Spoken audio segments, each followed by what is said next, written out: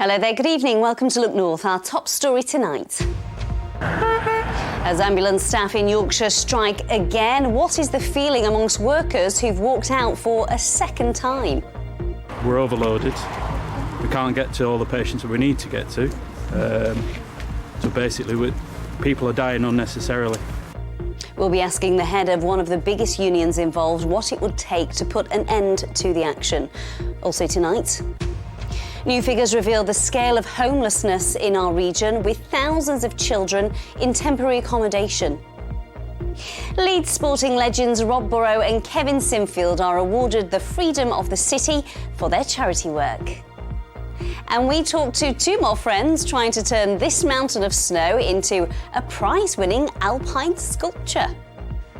More wind and heavy rain to come tonight. Back to sunshine and showers tomorrow. Join me for that detailed forecast.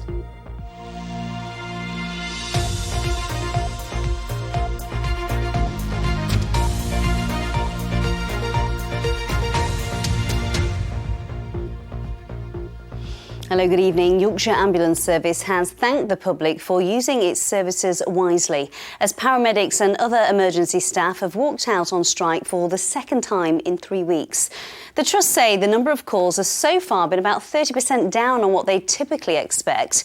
The industrial action involves members of the GMB Unison and are in a dispute with government over pay and patient safety. The government has described the strikes as an unwelcomed return to unnecessary disruption. Our health correspondent Jamie Coulson reports.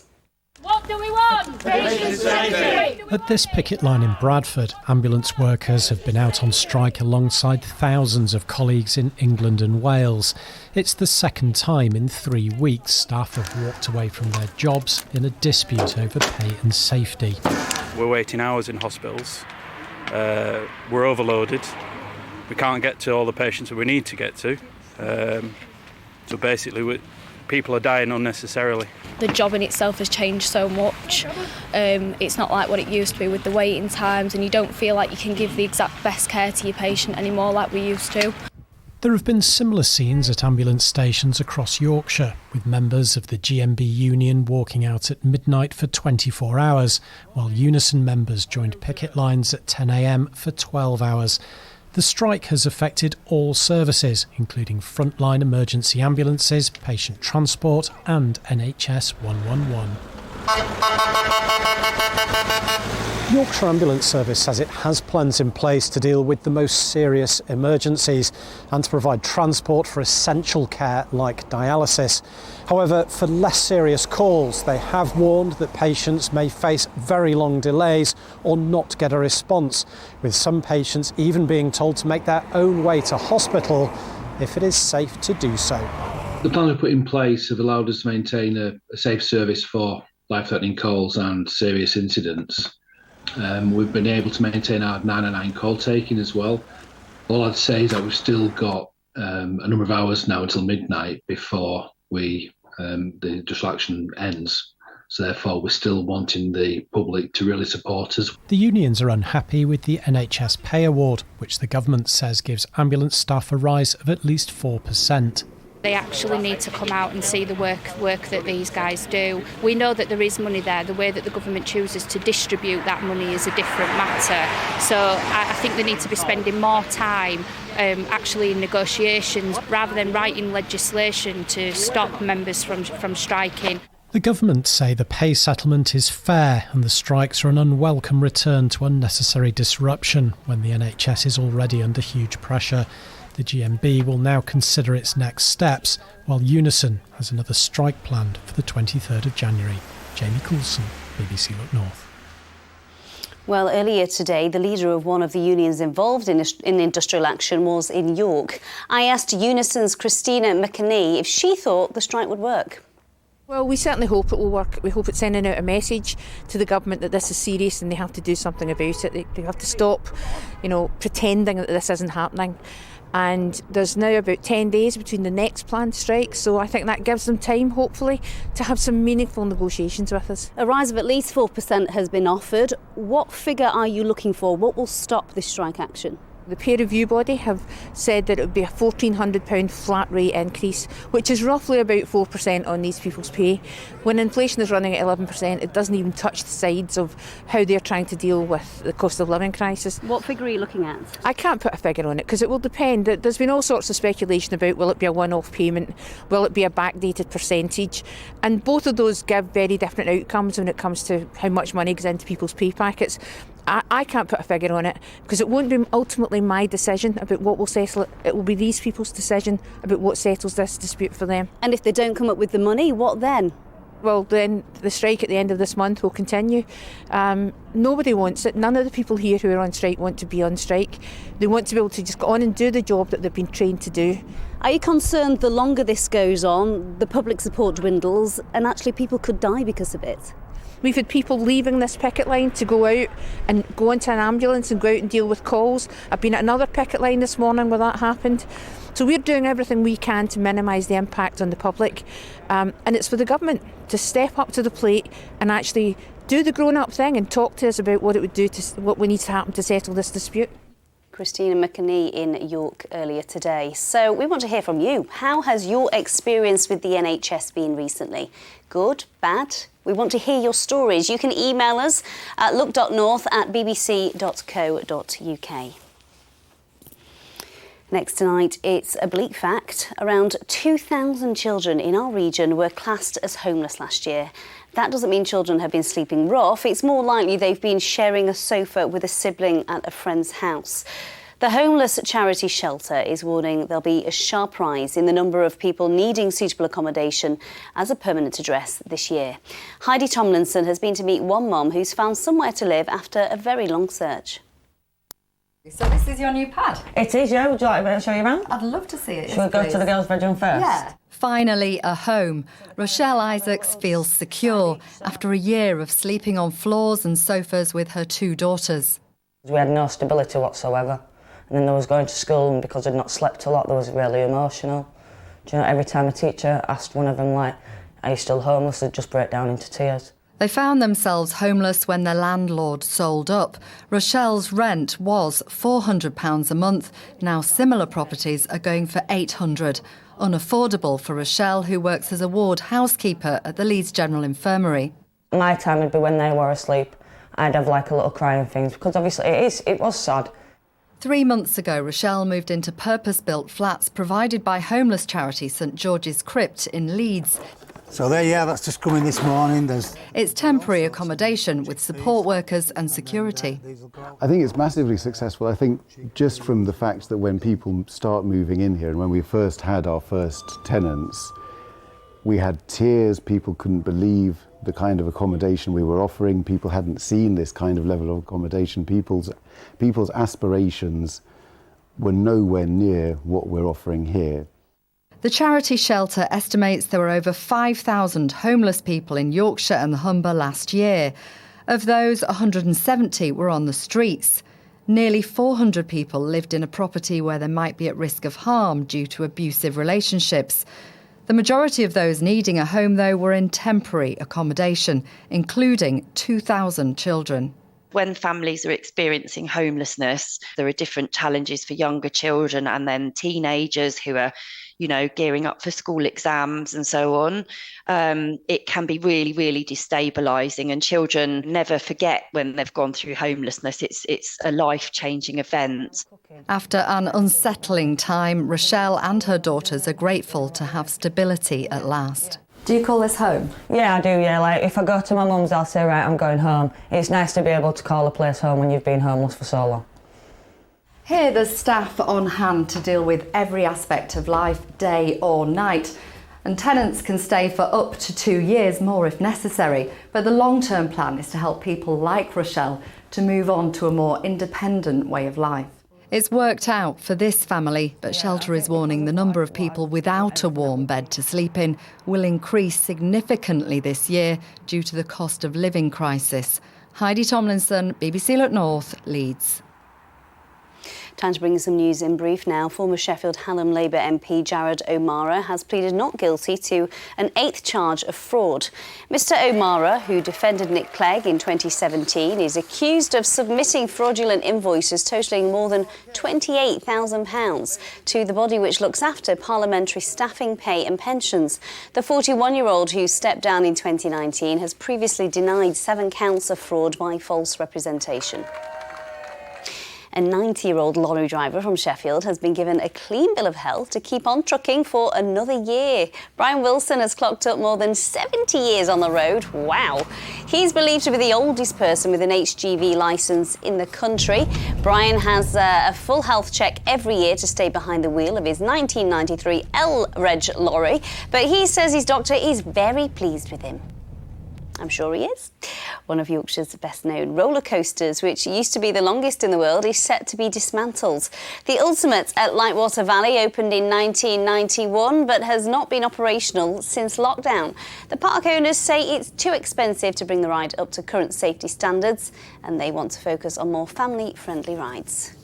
I remember going on that one when I was younger. Sheffield Wednesday Football Club have issued a statement today in which they defend their stewarding following reports of overcrowding at Hillsborough during Saturday's FA Cup match against Newcastle. The Football Association is looking into claims by Newcastle fans alleging a lack of stewarding before kick-off and that they were crammed in. Wednesday, on the other hand, have said today that the number of stewards in the away end exceeded requirements. The club say they submitted comprehensive observations to the FA. Now, hundreds of people have turned out for the funeral of a Second World War airman who died at the age of 99. I had the pleasure of meeting Douglas Petty in November. He's from York, a flying officer based at RAF Leeming in North Yorkshire, and was one of the few surviving members of the York Normandy Veterans Association. Phil Bodmer reports.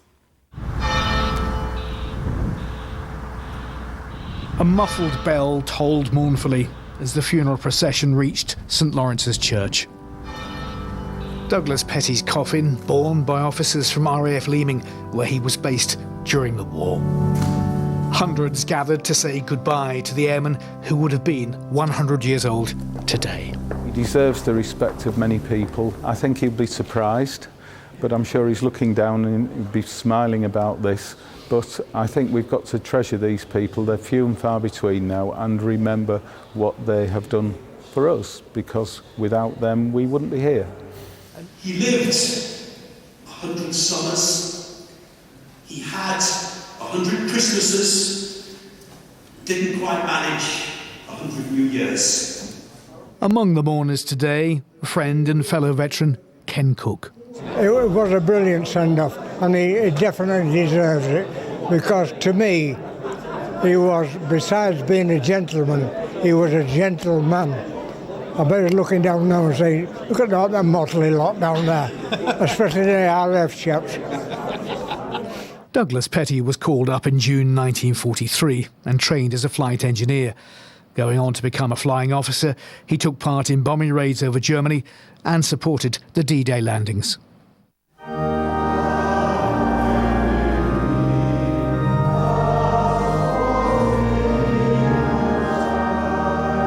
His memories and thoughts about conflict were recorded by Look North shortly before he died.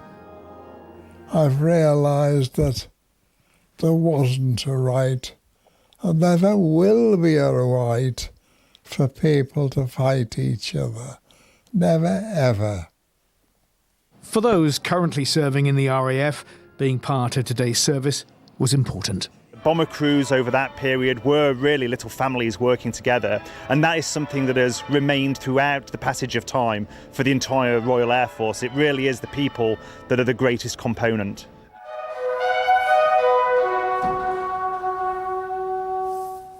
Douglas Petty flew 31 missions during the Second World War and lived to tell the tale.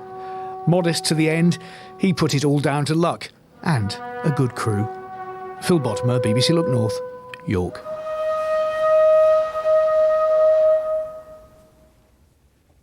And our thoughts are with Douglas's family. Now, do you fancy working fewer hours but earning the same? Sounds nice, doesn't it? Sounds like a pipe dream, but one Leeds firm has been offering employees the chance to do just that.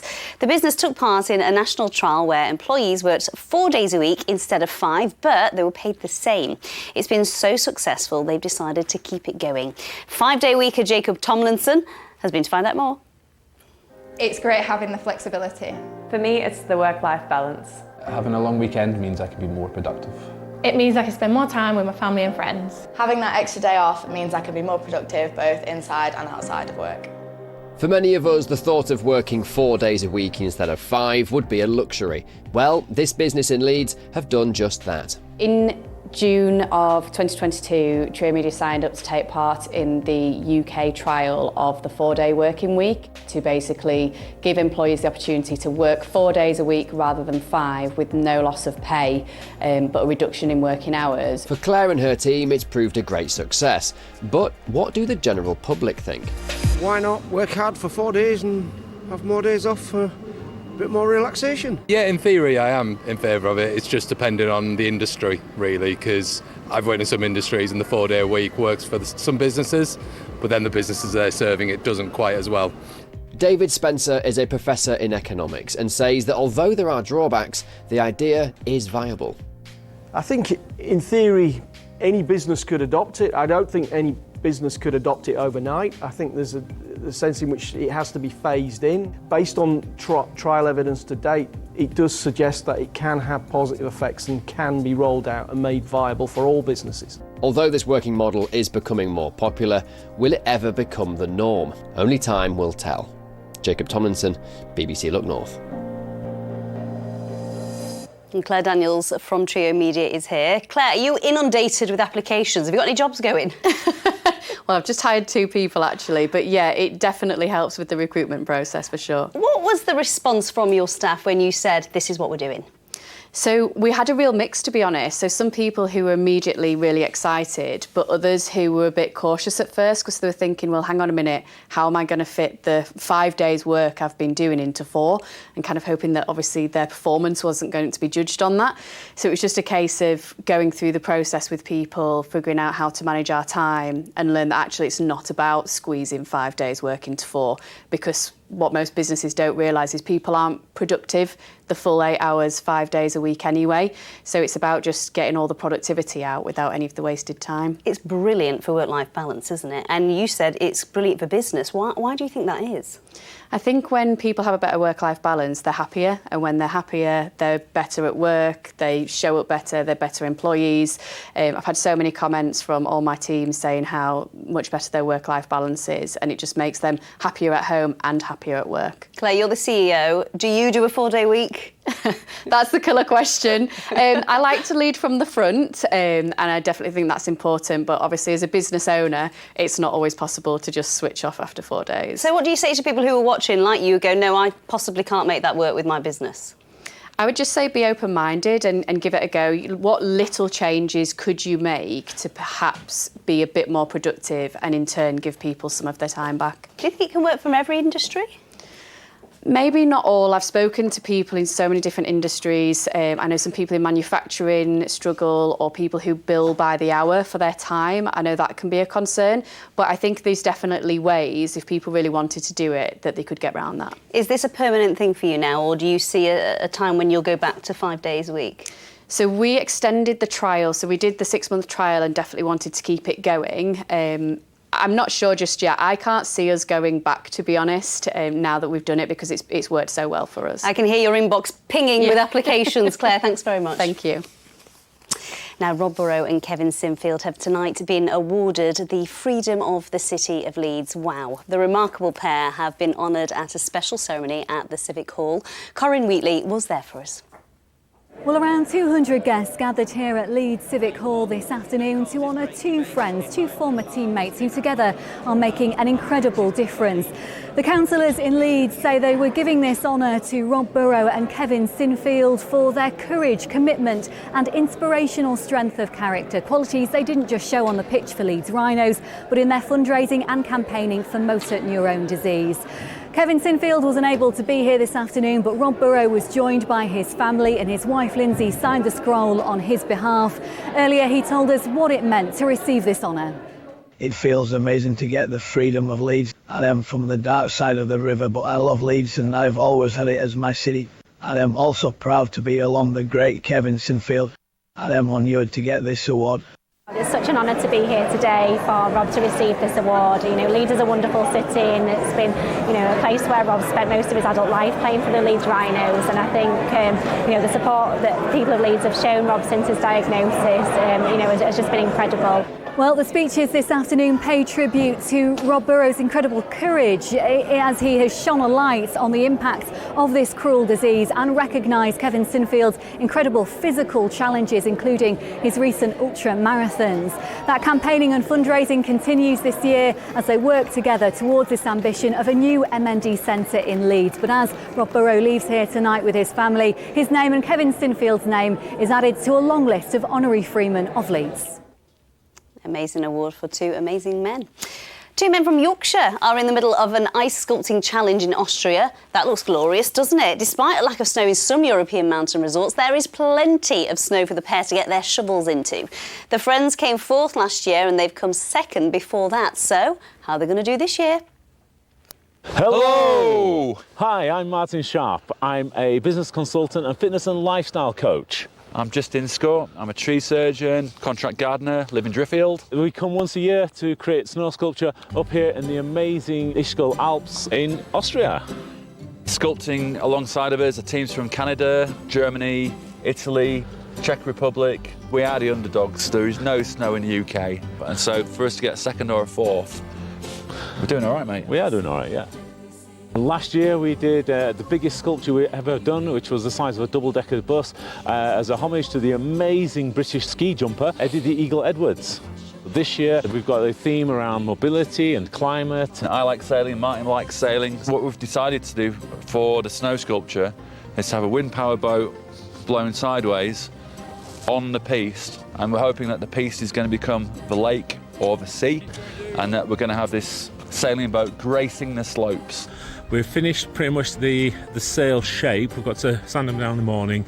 We're digging out the boat in the morning, and all this front will be starting to get cleared up as well. And then on Friday we have the actual prize giving, find out where we come in the rankings. Last year we came fourth, so this year we're hoping to do well as well. Okay, back to you. Well, Jill, I want to be where they are. Amazing. I mean, there's been quite a bit of snow at the top of the Alps actually the last few days, but any snow in our mountains? A few wintry showers. Next week looks a lot colder, so there'll be a lot more sunshine, but perhaps some wintry showers. Could we have a little flurry? We could have a few flurries, yes, but let me show you some fantastic video from up at Pen y Ghent, which illustrates how wet it's been. Now, this is what it normally looks like. That's Hull Pot. It's a big pothole up there by Pen y Ghent, and look at what's happened with all the rainfall in the last few weeks. Wow. It's completely filled up with water. It's nothing exceptional, but it just highlights just how much rain we've had and how the land is getting back to normal. And just a couple of pictures showing you the rivers across Yorkshire. That's the River Ouse in York. It looks fairly similar to yesterday's levels. It's a fairly common appearance in winter now in York. And this was the River Calder in Hebden Bridge yesterday afternoon, a raging torrent, but so far most of the rivers do seem to be coping with all this rainfall. That's a good job because there is a lot of rain to come in the next few days before things start calming down. The address is, if you want to get your picture on the telly, on your screen right now. So we've got some heavy rain to come again tonight. Tomorrow we're back to sunshine and scattered showers. The jet stream, as I've mentioned this week, really powering weather systems in from the west. Look at how tightly packed the isobars are on Friday. There could be gales in places. More rain Saturday morning, brighter Saturday afternoon, but it begins to turn colder through Sunday and certainly into next week. So much clearer conditions, lots of sunshine, frost at night, and there could be a few wintry showers, but nothing to get too excited about. Now, if you look at the radar picture, you can see tonight's rain is just gathering across Ireland and it's moving really quickly. So I think by the end of this evening, it will be knocking on the door of the Pennines and then it will sweep across all parts, some localised flooding, some heavy bursts in places, but look how fast it's moving. By 3 o'clock, it's back out into the North Sea and it'll be followed by a few showers. Temperatures 5 Celsius That's 41 Fahrenheit. So tomorrow's high water times in Scarborough at 7:23, Bridlington at 7:43. So we're back to sunshine and scattered showers, 1 or 2 from the word go. The wind will be blowing these showers through. I think best chance of catching one will be through the afternoon, but they're going to be quite hit and miss, and there should be some reasonable sunny spells in between. Another windy one, but also very mild. We're looking at temperatures way above average, 11 or 12 Celsius. 12 Celsius in Sheffield is 54 degrees Fahrenheit. So we're looking at more showers on Thursday night into Friday. Friday, a very windy day with strong to gale force westerlies driving those showers in, but eastern areas should be more sheltered. Saturday, a wet morning with outbreaks of rain. The afternoon should improve, becoming brighter with some sunshine. I think Sunday's a transition day. You see the temperatures just dropping off, sunshine and showers, and then next week looks much colder with plenty of sunshine. But the hint that we could be seeing some scattered wintry showers. That's the forecast. Thank you. 11's quite high for January, isn't it? It is. It's 4 degrees above average, Amy. I thought so. Thank you very much for taking your job, Paul. That's it from us. I'll be back with the late news at 10:30 this evening. I hope you'll join me then. Have a good night. Bye-bye for now.